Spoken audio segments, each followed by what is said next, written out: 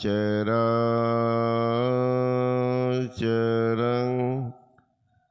तत्पदं दर्शितं येन तस्मै श्री गुरुवे नमः। मंगलमूर्ति सद्गुरु मिलवे सर्वाधार।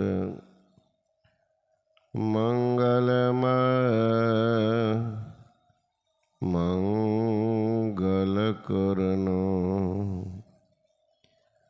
विनवारंभ।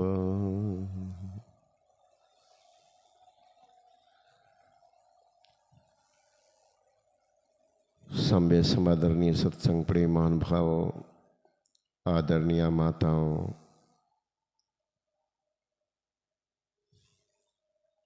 दो प्रकृति के लोग होते हैं। एक कहलाते हैं आसुरी प्रकृति के लोग, एक कहलाते हैं दैविक प्रकृति के लोग। दैविक प्रकृति के लोगों का है मुझे मिले न मिले, हमें सुख मिले न मिले, हमें जायदाद मिले न मिले, लेकिन हमारे बच्चे को मिले। जैसी माँ का हृदय कैसा है, भूखे रहेंगे रह जाती है, लेकिन बच्चे को खिलाती है। बच्चे को तो माँ बाप का ख्याल एक बच्चा पर। हमें कष्ट हो जाए लेकिन उनको कष्ट नहीं हो। बच्चा रात में पेशाब करता है, अब माँ वहीं बगल में सोई रहती, वह भींगा हुआ पेशाबे पर, थोड़ा भी तकलीफ नहीं, मन में रंज मात नहीं, बच्चा को मारती भी नहीं कि बिछौना को गंदा करता है। ये दैविक प्रकृति के लोग हैं। और एक हो तो आसुरी प्रकृति के लोग हैं। हमारा धन हमारा है, आपका धन भी मेरा है। दूसरे का पेट भरे न भरे, लेकिन मेरा पेट भरना चाहिए। दूसरा आदमी कंगाल बन जाए मंजूर है, लेकिन हमारे पास इतनी संपत्ति हो जाए कि हम थक जाए भोगते भोगते। आसुरी प्रकृति लोग। देव दानव में युद्ध हुआ था। देव दानव के युद्ध में देवताओं की विजय हो गई थी।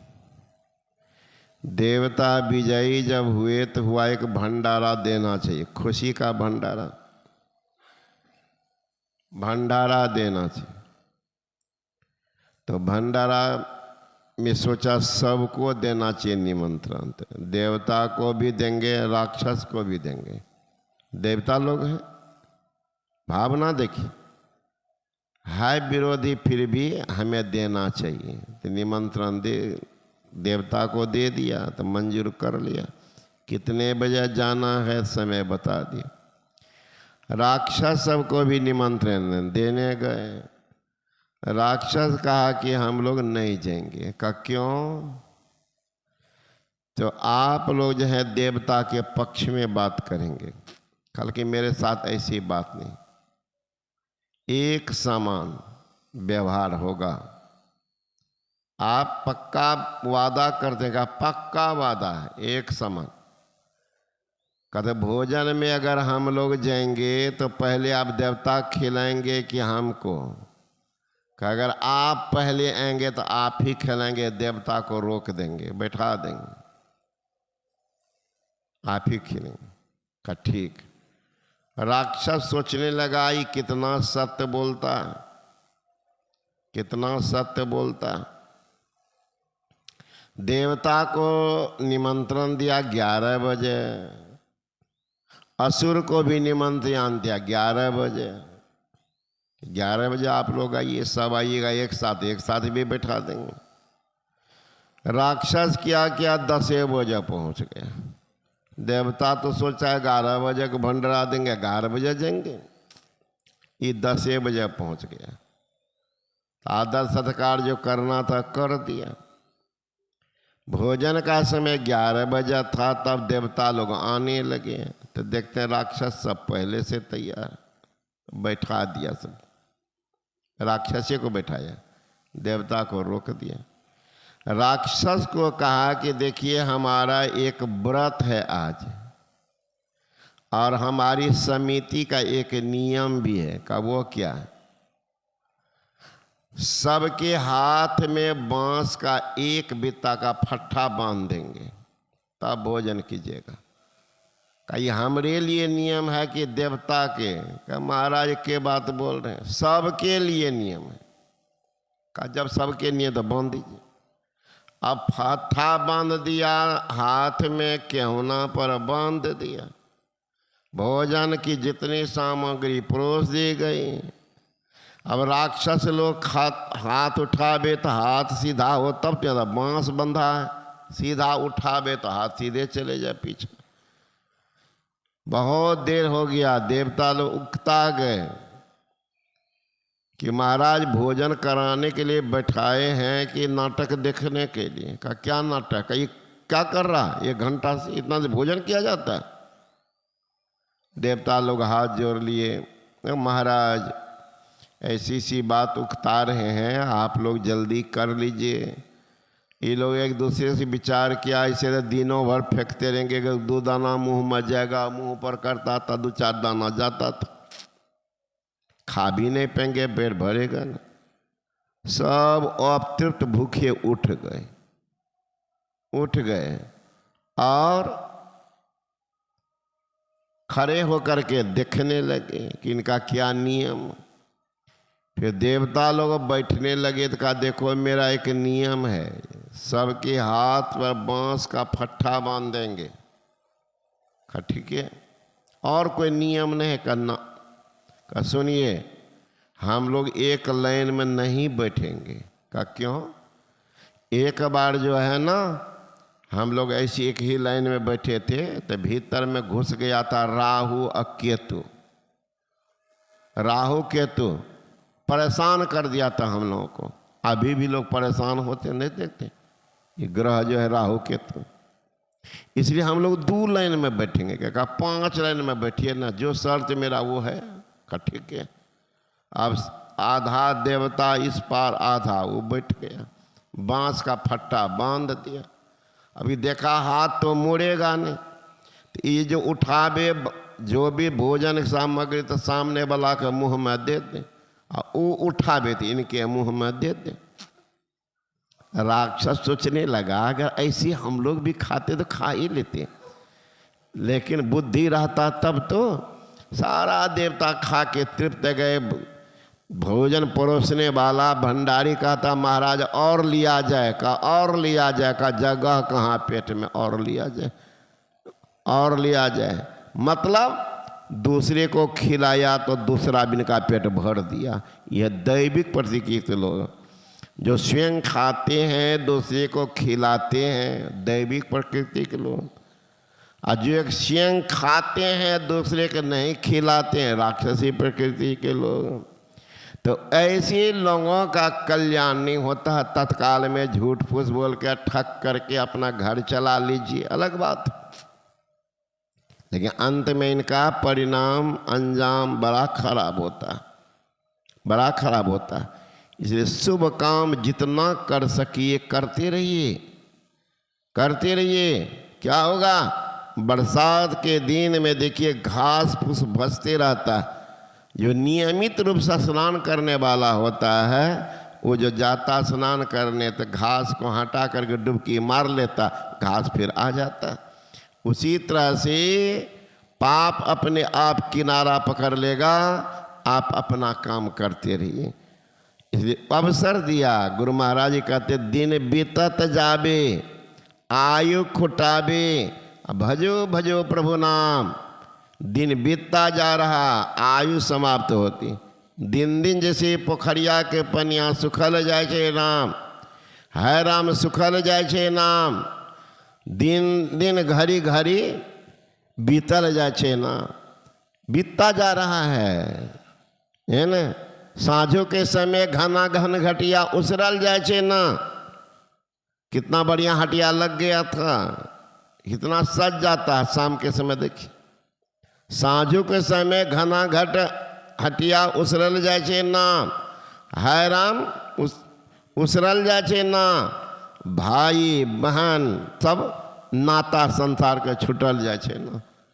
कोई जाता है मर जाता है, देखिएगा रोते रोते गया श्मशान तक, और उसके बाद घर जला के राख कर दिया। एक दिन 2 दिन खाली माई को तो चिंता होती है, तो 1-2 दिन पत्नी 1-2 दिन, और उसके बाद देखिए फिर वही भोजन, वही हंसना, वही खेलना, वही कोई परवाह नहीं है कि घर से लोग गए।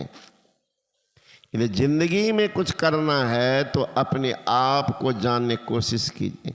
अपने आप को जानने का मतलब हुआ जो समय मिल जाए सुकृत कर ले, नाम सुमर ले। को जाने कल की जगत में खबर नहीं पल की, सुकृत कर ले, नाम सुमर ले। नाम जो गुरु से मंत्र मिला है उसका जाप करो। गुरु महा कहते अति पावन गुरु मंत्र, मन ही मन जाप जपो, उपकारी गुरु रूप को मानस ध्यान तपो। देवी देव समस्त पूर्ण ब्रह्म परम प्रभो, गुरु में करत निवास कहत है संत सब।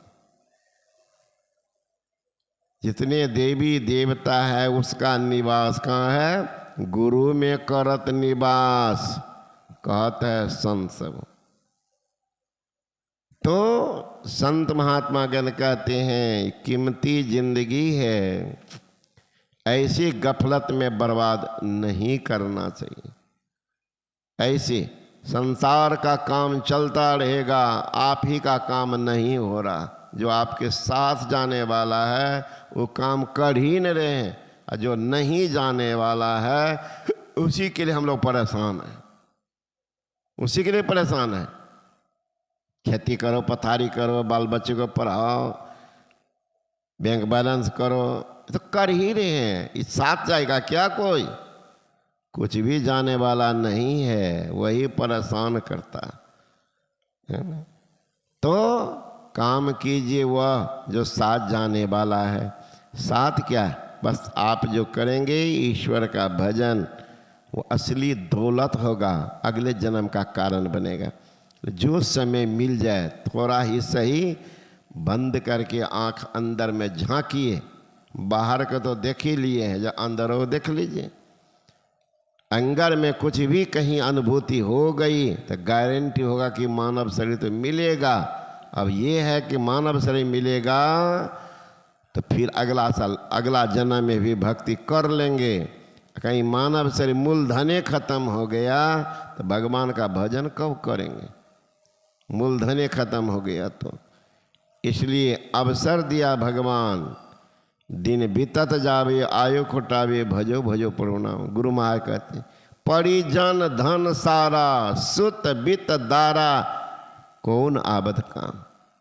निज तन छुट जावे, काम न आवे, भजो भजो प्रभु नाम। जिनके लिए आप कर रहे हैं कोई काम आने वाला है? जिनके लिए आप इतना किया, जिनके लिए सब कुछ जोड़ा, वही अंधकार में ले जा कर के छोड़ा।